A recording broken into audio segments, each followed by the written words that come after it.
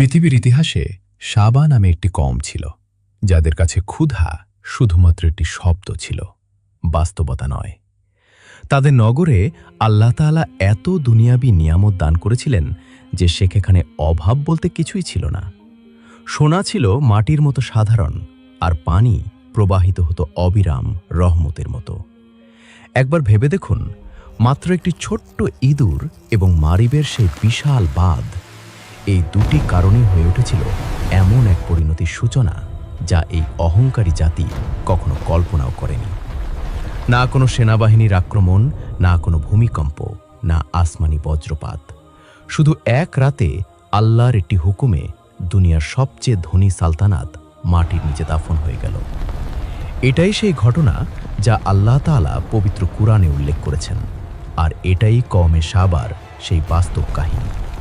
দুনিয়াতেই জান্নাত থেকে জাহান্নামে পতনের এক করুণ যাত্রা, যা মানুষকে ভিতর থেকে কাঁপিয়ে দেয়।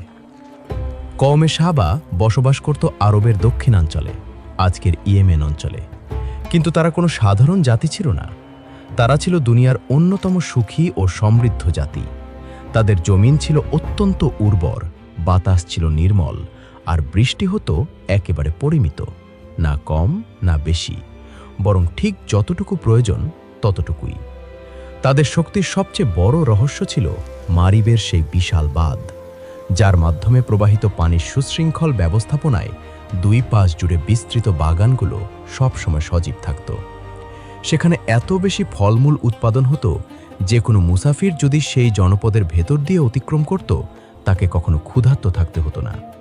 যেন পুরো শহরটাই ছিল আল্লাহর দেওয়া অফুরন্ত দান ভাণ্ডার। পবিত্র কুরআনে আল্লাহ তাআলা নিজেই এই দৃশ্যের বর্ণনা করেছেন, যে সাবা কওমের বসবাসের স্থানে ছিল একটি সুস্পষ্ট নিদর্শন। ডান পাশে একটি বাগান এবং বাম পাশে আরেকটি বাগান। এরপর আল্লাহ তাদের উদ্দেশ্যে বলেন, তোমরা তোমাদের রবের রিজিক ভোগ করো এবং তার শুকর আদায় করো। এটি ছিল তাদের জন্য আল্লাহর রহমতের একটি পূর্ণাঙ্গ নিদর্শন, এমন এক দয়া যা কেবল সম্পদে নয়, নিরাপত্তা, শৃঙ্খলা ও প্রশান্তিতেও প্রকাশ পেয়েছিল। শহর ছিল পরিচ্ছন্ন, নিয়ম শৃঙ্খলা ছিল সুসংগঠিত, মানুষ বাস করত নিরাপদে। কুরআন এই জনপদকে আখ্যা দিয়েছে উত্তম শহর, এবং তাদের রবকে বলেছেন অত্যন্ত ক্ষমাশীল। নিশ্চয়ই এটি ছিল জমিনের উপর এক টুকরো জান্নাত। এই কওমের ইতিহাসে সবচেয়ে প্রসিদ্ধ শাসকদের একজন ছিলেন রানী বিলকিস। তাফসিরে ইবনে কাসিরের বর্ণনা অনুযায়ী তিনি ছিলেন বুদ্ধিমতী, প্রজ্ঞাবান ও শক্তিশালী এক শাসক, যার সিংহাসন ছিল অত্যন্ত বিশাল এবং যার শাসন ব্যবস্থা ছিল সুদৃঢ় ও সুবিন্যস্ত। তার সালতানাতের খ্যাতি দূর দূরান্ত পর্যন্ত ছড়িয়ে পড়েছিল, এমনকি সেই খ্যাতি পৌঁছে গিয়েছিল হযরত সুলাইমান আলাইহিসসালামের কাছেও।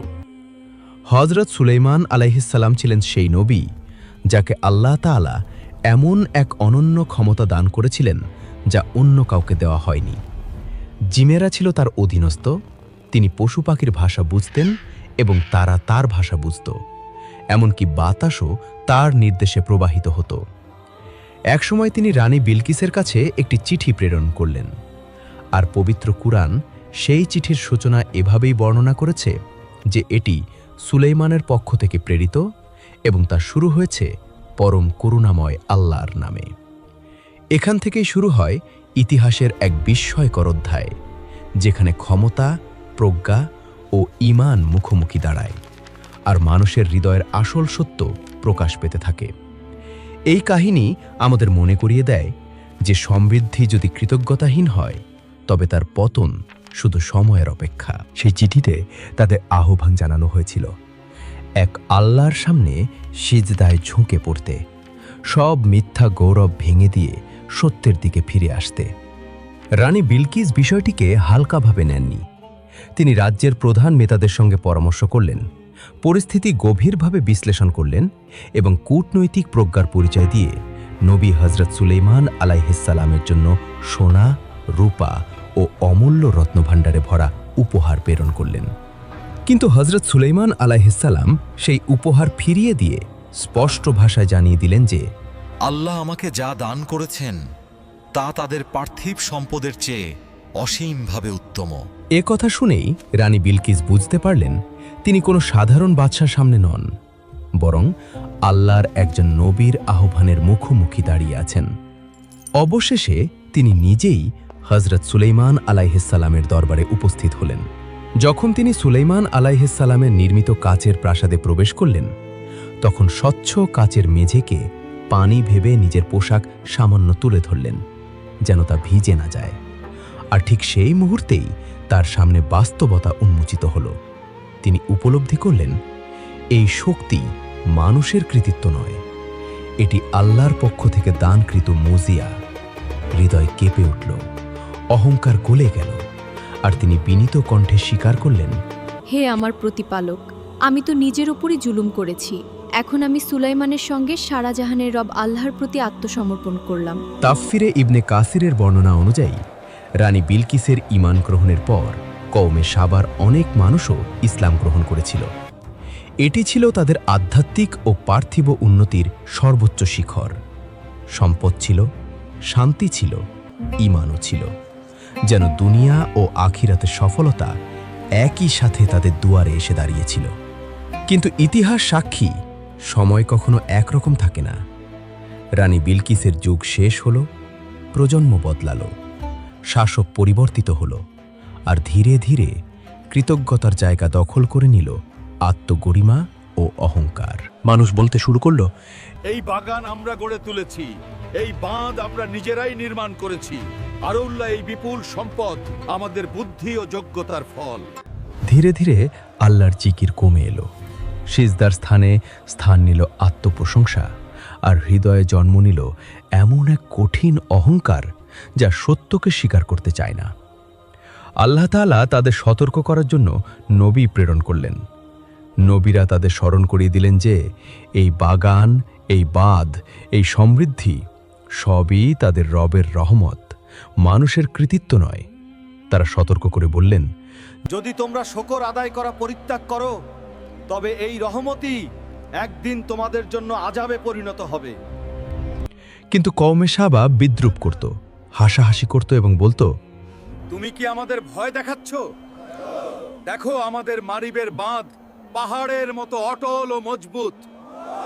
নবীরা শান্ত কণ্ঠে উত্তর দিতেন, আল্লাহ যখন পাকড়াও করেন, তখন কোনো শক্তিই রক্ষা করতে পারে না, তার একটি হুকুমই যথেষ্ট। তবুও তাদের অন্তরে অহংকার ছাড়া আর কিছুই ছিল না। তারা বলতো, যদি আযাব আসারই হতো, তবে এতদিনে এসে যেত। আমাদের বাঁধ অটল, আমাদের সালতানাত সুরক্ষিত, আমাদের ধ্বংস করার মতো শক্তি কারণেই যে। বছরের পর বছর কেটে গেল। নবীরা বারবার সতর্ক করলেন যে রহমত গজবে পরিণত হওয়ার আগেই নিজেদের সংশোধন করো, বাতকে নয় আল্লাহকে ভয় করো। কিন্তু তাদের হৃদয় পাথরের মতো শক্ত হয়ে গেল। তারা অবজ্ঞা ভরে বলতো, আমাদের আযাবের ভয় দেখানো বন্ধ করো, আমরা আমাদের শক্তি ও সম্পদ দিয়েই সবকিছু প্রতিহত করব। তারা বুঝতে পারেনি, যখন মানুষ নিজের শক্তিকে সবকিছু মনে করে, তখন তার পতনের সূচনা সেখান থেকেই শুরু হয়ে যায়। আর ইতিহাসের পরবর্তী অধ্যায়ে তাদের জন্য অপেক্ষা করছিল এমন এক পরিণতি যা তাদের সমস্ত অহংকারকে মাটির সঙ্গে মিশিয়ে দেবে। ঠিক এখান থেকেই তাদের পতনের ফয়সালা হয়ে গিয়েছিল। কারণ যখন কোনো জাতি সত্যকে জেনেও মুখ ফিরিয়ে নেয়, তখন তার ধ্বংস কেবল সময়ের অপেক্ষা হয়ে দাঁড়ায়। এরপর পবিত্র কুরআন এমন একটি ঘোষণা উচ্চারণ করে যা মানুষের বিবেককে ভেতর থেকে কাঁপিয়ে দেয়। আল্লাহ তাআলা বলেন, অতঃপর তারা যখন মুখ ফিরিয়ে নিল, তখন আমি তাদের উপর প্রেরণ করলাম বাঁধ ভাঙা বন্যা। ইতিহাসের বর্ণনায় আসে, মারিবের সেই শক্তিশালী বাঁধের ভিত্তিতে ধীরে ধীরে ইঁদুরেরা গর্ত করতে শুরু করেছিল। আর কওমে সাবার লোকেরা তা দেখতেও পেত, কিন্তু তাদের হৃদয় তখন অহংকারে অন্ধ হয়ে গিয়েছিল। তারা আত্মতৃপ্তির হাসি হেসে বলতো, এই বাঁধ আমাদের শক্তির প্রতীক, এই ছোট ইঁদুরগুলো কিছুই করতে পারবে না। তারপর এলো সেই রাত, যে রাতের পর আর কোনো সকাল তাদের জন্য আগের মতো ফিরে আসেনি। শহর ছিল নিস্তব্ধ, মানুষ গভীর ঘুমে আচ্ছন্ন, আর মারিবের বাঁধ যেন শেষ নিঃশ্বাস গুনছিল। হঠাৎ এক বিকট শব্দে নীরবতা চূর্ণ হয়ে গেল। মাটি কেঁপে উঠল, আর মুহূর্তের মধ্যে বিশাল বাঁধ ভেঙে পড়ল। যে পানি একসময় ছিল রহমত, জীবন ও সমৃদ্ধির উৎস, সেই পানি গজবে পরিণত হয়ে তাণ্ডব শুরু করল। মানুষ ঘুম ভেঙে আতঙ্কে ছুটতে লাগল। কেউ বিস্ময়ে চিৎকার করে বলল, বাঁধ তো অটল ছিল,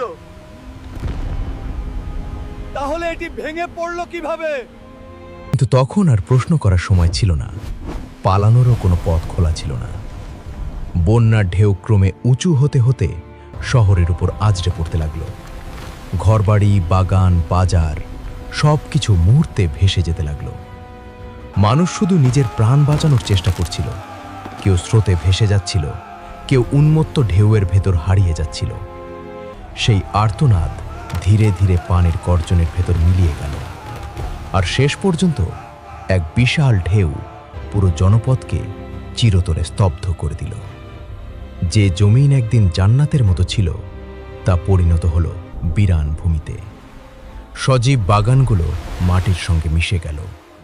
প্রাসাদ ও ঘরবাড়ি ধ্বংসস্তূপে পরিণত হলো। প্রজন্মের পর প্রজন্মের ইতিহাস এক রাতেই শেষ হয়ে গেল, আর পেছনে রয়ে গেল শুধু একটি শিক্ষা, একটি সতর্কবার্তা। আল্লাহ তাআলা বলেন, তাদের বাগানের পরিবর্তে তাদের জন্য জন্মানো হলো কাঁটাযুক্ত ঝোপঝাড় ও তিক্ত ফলের বৃক্ষ। কেন এ শাস্তি নেমে এলো? কুরআন নিজেই এর উত্তর দেয়। এটি ছিল তাদের নাশুকরির ফল। কওমে সাবা সম্পদের কারণে ধ্বংস হয়নি, তারা ধ্বংস হয়েছে তাদের অহংকারের কারণে।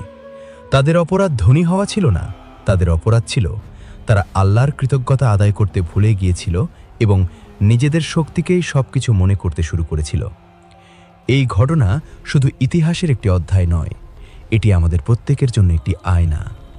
যদি আল্লাহর দেওয়া নিয়ামত আমাদের আল্লাহ থেকে দূরে সরিয়ে দেয়, তবে তা আর রহমত থাকে না, বরং একসময় আযাবে পরিণত হয়।